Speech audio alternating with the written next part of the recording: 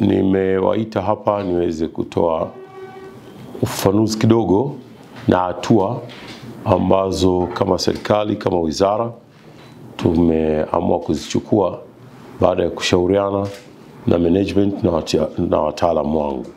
Hatua hizo na ufafanuzi huo unatokana na kadhia iliyojitokeza hapa karibuni, iliyohusisha gari la mizigo namba T137 DLQ likiwa na tela T namba 567 CUR, ambapo tumeshuhudia mama mmoja kwa jina alijitambulisha Bi Pamela akiwa katika kituo cha mizani cha pale Vigwaza mkoani Pwani, akilalamika juu ya mwenendo na tabia ambazo zilijitokeza dhidi yake.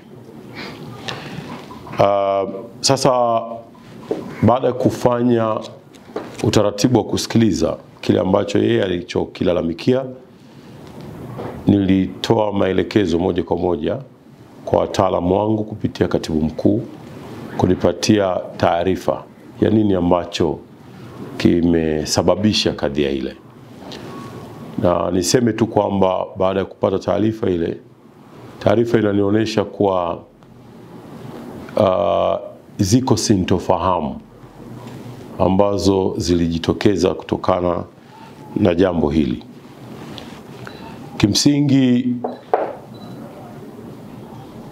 ukisikiliza pande zote mbili, unaona kwamba liko tatizo la wazi ambalo limesababisha tufike katika hatua hii ya leo tuliyofikia.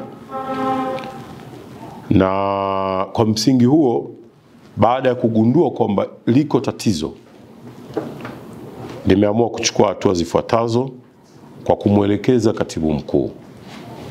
Moja ni kuwasimamisha wale wasimamizi wetu wa mizani wa hii tunaita T1, barabara nzima ya kuanzia Tunduma mpaka inafika pale Vigwaza.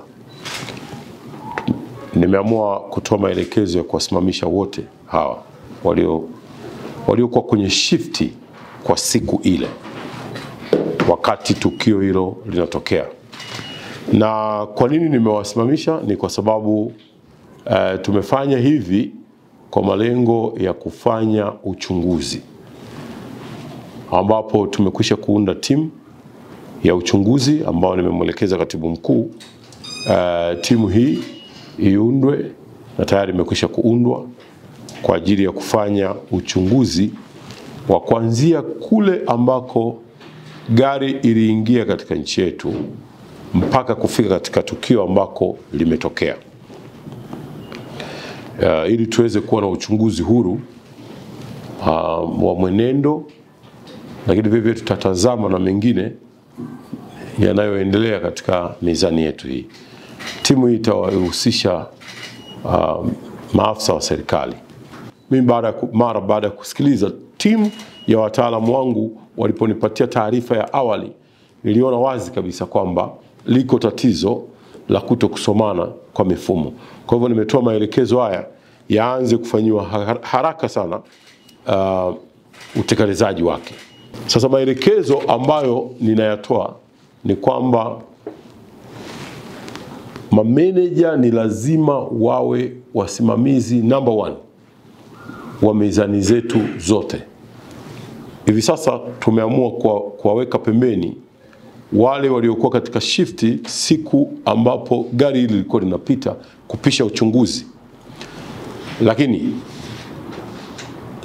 hapo mbele tutaanza mara moja mizani zitakazokuwa zikilalamikiwa na mameneja tutawachukulia hatua pia. Uwekezaji wa serikali kwenye barabara ni mkubwa sana. Barabara ya lami kilomita 1 ni wastani wa shilingi za Tanzania bilioni 1 mpaka bilioni 2. Inategemea na mazingira ya eneo lenyewe linalokufanyiwa kazi, na pesa zinazotumika ni pesa za umma.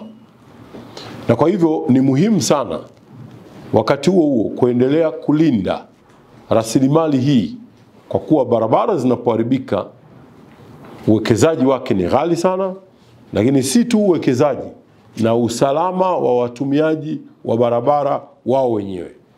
Tunapokuwa na barabara zenye mashimo na zenye matuta zilizokuwa zimeharibika, usalama pia wa watumiaji wa barabara unakuwa ni wa mashaka.